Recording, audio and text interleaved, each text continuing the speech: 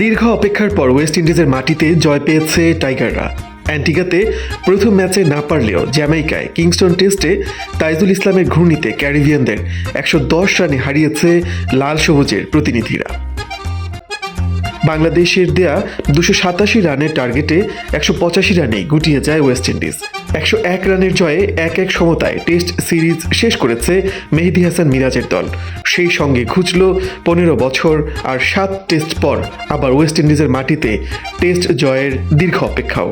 প্রথম ইনিংসে পাওয়া ১৮ রানের লিডকে সঙ্গী করে বাংলাদেশ দ্বিতীয় ইনিংসে ৫ উইকেটে ১৯৩ রান তুলে দিন শেষে এগিয়ে ছিল ২১১ রানে। ম্যাচের চতুর্থ দিনের সকালে এই লিডটাই পৌঁছে যায় ২৮৬ রানে।